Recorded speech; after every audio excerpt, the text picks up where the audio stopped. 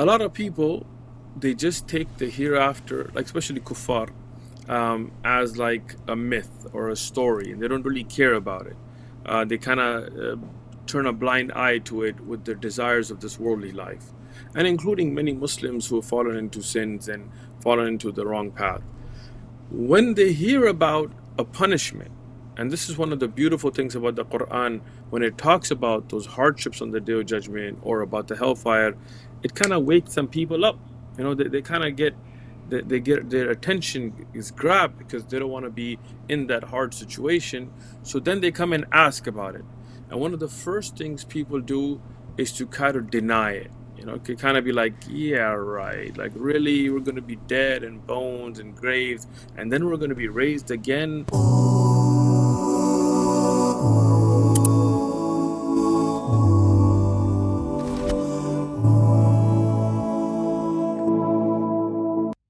Assalamu alaikum. Welcome to our next episode of Quranic Transformation. This is going to be our last one in this series with Sheikh Uthman. And share this episode, put in comments, and we hope that Sheikh will join us soon, inshallah, for the next upcoming ones as well. Bismillah. So we are starting a new surah with the Sheikh, so that's great. Going into chapter number 71, I believe. Is it? Yes. Sorry, chapter 70, Al-Ma'arij. So let's begin with that, bismillah. أعوذ بالله من الشيطان الرجيم بسم الله الرحمن الرحيم سأل سائل بعذاب واقع للكافرين ليس له دافع من الله ذي المعارج تعرج الملائكة والروح إليه في يوم كان مقداره 50,000 سنة فاصبر صبرا جميلا إنهم يرونه بعيدا ونراه قريبا يوم تكون السماء كالمهل وتكون الجبال كالعهن ولا يسأل حميم حميما يبصرونهم يود المجرم لو يفتدي من عذاب يومئذ ببنيه وصاحبته وأخيه وفصيلته التي تؤويه ومن في الأرض جميعا ثم ينجيه. Alhamdulillah, wa salatu salam ala Rasulillah. Here, Allah subhanahu wa ta'ala begins by telling us about those that question about the Day of Judgment. When they are coming and doubting this, and especially about the punishments on the Day of Judgment. The Mufassir al-Tabari, for example, he mentions that this is regarding about the Quraysh that came, and when they heard about some of the ayat about the punishment, the Day of Judgment, they came to the Prophet ﷺ and they questioned about it. A lot of people, they just take the hereafter, like especially kuffar, as like a myth or a story, and they don't really care about it. They kind of turn a blind eye to it with their desires of this worldly life, and including many Muslims who have fallen into sins and fallen into the wrong path. When they hear about a punishment, and this is one of the beautiful things about the Quran, when it talks about those hardships on the Day of Judgment or about the hellfire, it kind of wakes some people up. They kind of get, they get their attention is grabbed because they don't want to be in that hard situation. So then they come and ask about it. And one of the first things people do is to kind of deny it. It could kind of be like, yeah, right. Like, really, we're going to be dead and bones and graves, and then we're going to be raised again. So here we see some of the people from the Quraysh that also, the Quraysh, they knew that there was death, that they saw it, but they didn't believe that there would be a raising on the Day of Judgment. There would be another life that would be raised again. That's why throughout the Quran, Allah subhanahu wa ta'ala gives them beautiful examples about the land that becomes dry and then it gets rained on, and then you see life come out of death. There was nothing, it was dry, rugged land, and then just the rain comes and then you see green sprouting up. Here in California, for example, we don't get a lot of rain. Alhamdulillah, you guys, mashallah, in Canada, you get a lot more than us, and snow and all of that. If it snows here, people will freak out. But lately, I mean, the last few weeks, we've been getting a lot of rain. And now there's areas that were just rugged. I mean, just like, they say, Ocha on Pashto, we have a say, like, they're just, the split from dryness, just looks rugged. Not even sand, just dry, dusty land. And right now, if you drive by it, it's green. Nobody went and planted anything. It's just from the rain that came, Allah subhanahu wa ta'ala brought life from death. And He gives an example to us, right? So for those that question about this raising on the Day of Judgment, here Allah subhanahu wa ta'ala is addressing them. This is the beginning, inshallah. Take your thoughts on it. Yes, I think definitely this, and I think it's good that you mentioned that. Jazakumullah khairan, Shaykh. And as Muslims, right, we also want to apply these on ourselves. So we have this whole spectrum, right? So you have the people who like outright deny it, they don't believe in it, openly they don't believe in it. And then sometimes our actions or our consciousness can be as if there is no Day of Judgment, right? As if we are only worried about our consequences of this world. So as we make different choices in our day, whether it be salah or what we watch, what we see, how we spend our time, how we spend our wealth, and all these different things to make sure that decision, that component is part of our decision making process. And the next theme, Sheikh, I think this is really important to emphasize, is the whole theme of sabr and patience and discipline, and the whole attitude that we have from our youth to elders to what have you, about the timeline of things, right? That we want everything with Amazon Prime speed and Netflix speed, tomorrow, all success should happen tomorrow, overnight success. So we'd love to hear your thoughts and lessons that we can see from this, inshallah. So here, obviously we see that the first thing here also is that the punishment that's coming, whether it's an azab in dunya or the hereafter, cannot be denied. And that's something that people, when they want to deny, Allah subhanahu wa ta'ala is refuting them here, right? That no matter what you think, no matter if you close your eyes, if the punishment of Allah is coming, it's coming. And this is a very important aspect here, because in dunya we like to close off our minds to reality. We want to get lost in this virtual space that we want to make for ourselves, right? So nowadays we have VR, virtual reality. You put a little headset on and then you forget about where you're at, right? But you still are where you're at. You can put that headset on, but you're still sitting in your living room, or wherever you may be, right? And that's the thing with dunya. It's like those blinders, right? So you could think, what? There is no punishment. There is no hereafter. There is no Jannah. There is no Jannah. You can say that to yourself all you want. Death will still come to you. You will still go into that grave. You will still have that questioning. You will still be raised in front of Allah. So the intelligent person is the one that prepares for it, right? Not the one that gets caught up in denial, right? And that's what Allah subhanahu wa ta'ala is telling us here, that no matter what, know this, that punishment will come. So if we in dunya earn the azab of Allah, may Allah protect us, like the Qawm of Lut or the people of Lot, or if you look at the Qawm of Nuh alayhi salam or so on, by denying the message, by doing that which is haram. And I'm not just talking about us, I mean as humanity. If we earn the punishment of Allah through our sins, then know it's coming. And you could say it's not coming, like Qawm of Lut could have said it's not coming, but when it hit them, right? It's not your choice. And if we, may Allah protect us all, earn the punishment of Allah in the hereafter by kufr, by denying, by sins, by shirk and so on, that we could deny that. We could say, death's not going to come, I'm going to live forever. I used to have friends that I grew up with that, would say things like this, I'm going to live forever. And they're dead today. One of them, he had been shot and he lived. It's involved in some gang life things, and he used to say, I'm bulletproof. And then later he got shot and died, and found out nobody's bulletproof, right? Yes. But what does that tell you? That denying something doesn't mean that it won't come. Denying the Day of Judgment doesn't mean it won't come. And that's why it's very important for us to recognize that these things are coming, and that this is why we need to prepare for it.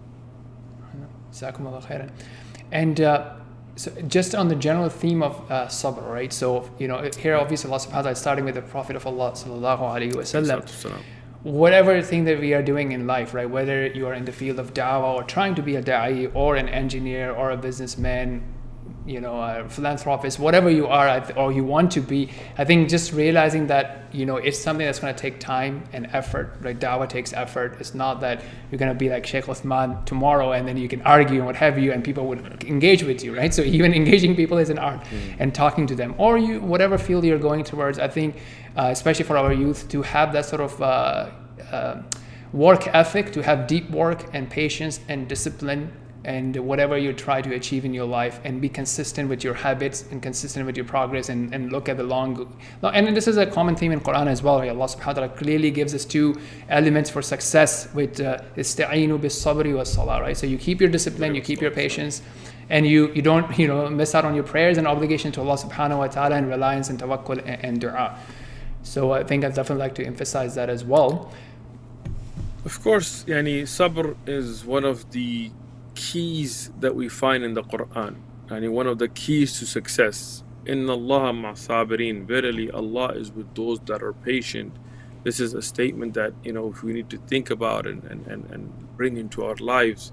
When we look at Surah Yusuf, for example, one of my favorite surahs in the Quran, فَصَبْرٌ جَمِيل, reference from Yaqub alayhi salam. It's something that we need to bring into our life. Today there is this, like you were saying earlier, instant gratification, like we want something right away, but that's not the way life works. Even in dunya, the real rewards come with patience. If somebody wants to win a war, you have to be patient through it. If somebody wants to really make a wealthy legacy for themselves, they have to be patient through it, right? Even in dunya. But the hereafter is more important than that and requires more patience than that.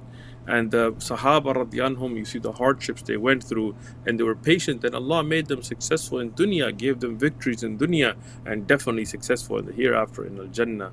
So all of us should keep that in mind, that whether it is through the obedience of Allah and patience in being obedient, whether it's waking up for Fajr and going to the masjid, or giving zakat and giving all these things that is difficult on a person, even if it's patience and obedience, or patience in staying away from the disobedience of Allah.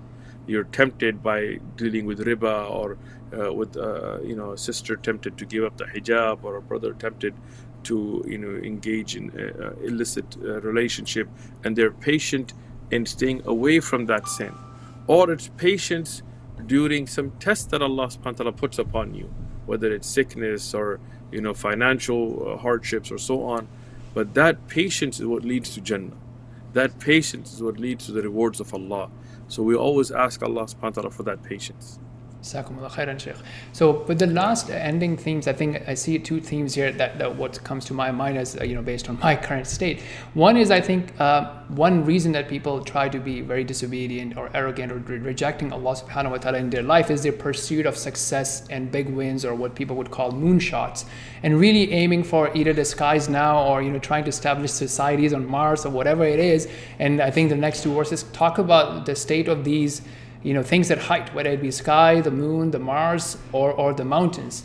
And I think that's one thing to realize, that look, at the end of the day, it will just all vanish. And it's not to say that not to have those aims or those contributions or those missions, but to realize if we are compromising on the ta'ala of Allah subhanahu wa ta'ala on those things. And that's something important, I think, is we as Muslims should aim high. Meaning that, okay, look, even if we talk about space travel, in Surah Rahman, many of the ulama of tafsir had talked about early on about the fact that space travel was possible before any kafir ever thought about these things, right? So we should contemplate on the Quran and be leaders in science and technology, no doubt to that, but not at the price of sacrificing our religion or sacrificing the good of mankind.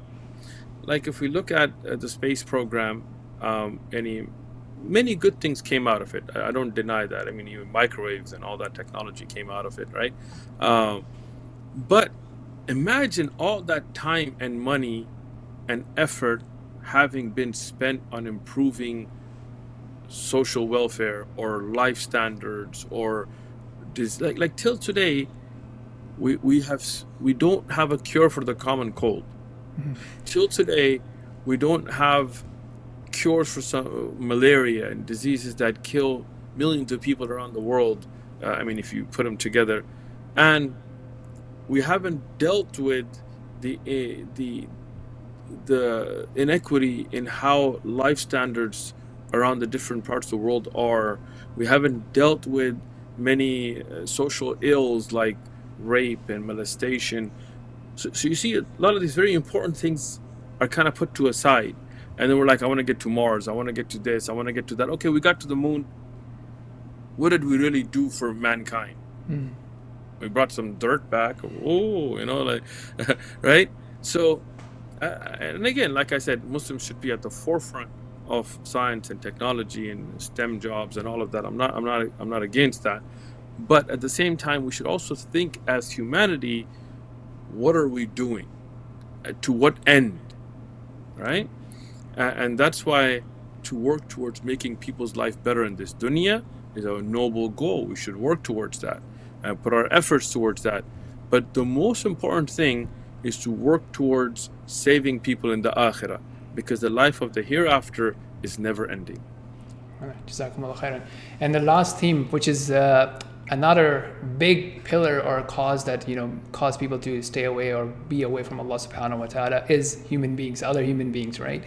And this is a reminder of what the situation would be, that and these could be your friends or family members or colleagues or business partners or clients, or even like from a perspective of someone that you're interested in to have a marriage relationship. And that's something I'm sure that you see that, and anybody in the Dawah field, you see that either a guy or a sister bringing in someone who's not a Muslim yet and trying to see if something can happen, right? And that is possible, and sometimes we see good results, but it's a very risky position to put yourself into.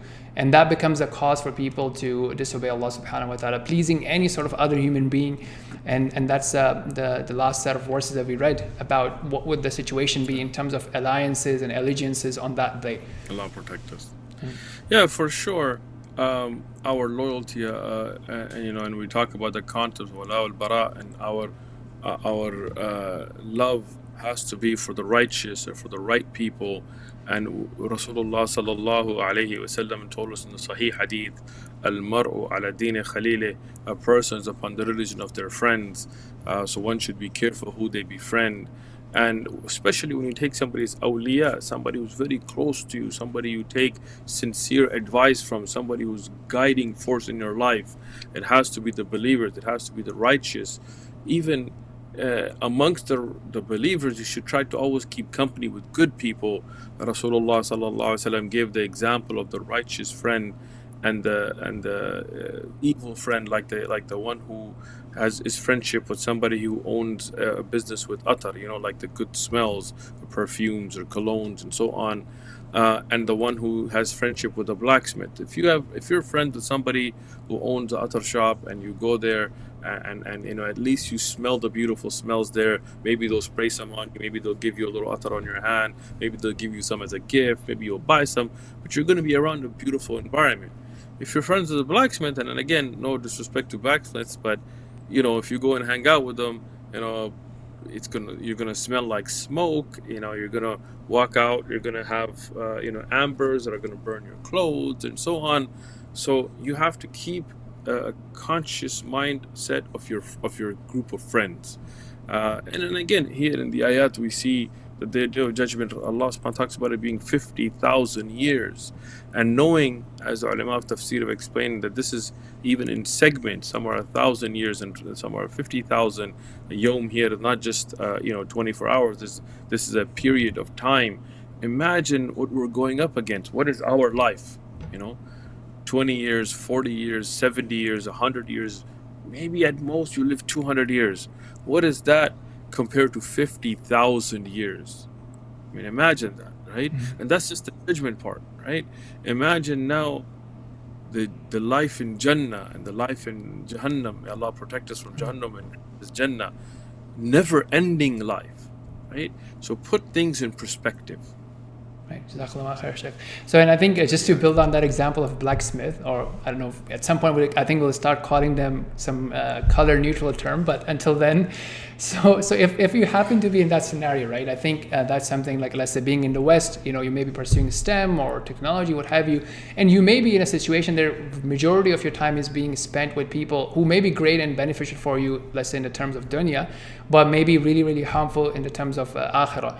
Or even for the da'is out there, I think we definitely emphasize in our training there that if you're spending your majority of your time with non-Muslims and debating with people, arguing with people, to balance that, just like a doctor would take extra protection, more gloves or more protective gear and PPT, what have you, similarly make sure that we are balancing that out with having righteous company, whether it be the durus or the halaqat or the tulab al-ilm or just general worshippers, so that we have that good balance to keep us motivated right before we fall off the track, and may Allah protect us from that.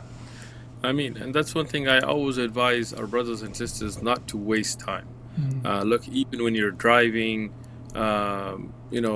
instead of just listening to, even, I'm not going to talk about haram like music and things, but even nasheed, like some people just listen to nasheed. But what do you really gain from it, right? I'm not against nasheed, I'm just saying, but if you listen to, like, for example, the podcast that you have, or the series of lessons that we have, or the dawah videos that we have, if people listen to that, they can learn something. They can walk away with some benefit about the Quran, about fiqh, about seerah, about how to give da'wah. So use your time wisely. Surround yourself. I mean, we have a lot of brothers and sisters around the world that what they do is, like when we had the seerah durus, what they would do, or even with the One Message Foundation da'wah videos, that they get together as a group, as friends, or some people as families, and they also together watch the videos, take notes, and send questions and so on. So they use their time wisely. And if we use this short life in a way that pleases Allah, in an intelligent manner, Al-Qayyis, the Rasul said, the intelligent person is the one, man dana nafsuhu, the one who takes his own account, wa amila, and he does the action, lima ba'da al-maut, for that which is after death. A beautiful hadith, so it talks about the intelligent person. Al-Qayyis is the one who prepares for the hereafter. He takes account of himself or herself and does those actions that will benefit him or her in the hereafter, right? So if we become from those, then that 50,000 years will be enjoyment. Then the hereafter, past those 50,000 years, the everlasting life will be fun and enjoyment. And enjoyment you can't imagine. Imagine if you go to a child in the womb of the mother and tell them about how great ice cream is. He'll have no idea. You could just give examples. But when that child comes into this world and tries out their favorite flavor and it's like, whoa, this chocolate is amazing, or this whatever chai or samosa, whatever jalebi, whatever you like, right? So those enjoyments are there even if you've never tasted them. And when you taste them, then you will realize it. So that hereafter, that Jannah is there, even if you haven't seen it. And when you see it, that's when you will realize it. Jazakumullah khairan, Sheikh. So with this, we wrap up our series of last 4 episodes of the Sheikh. As a summary, so we talked about dua, we talked about being wise and careful about your use of your time, your companionship, and patience, and your work ethics. So with that, we'll wrap up. Inshallah, we'll see you all in the next one. Assalamu alaikum wa rahmatullah. وعليكم السلام ورحمة الله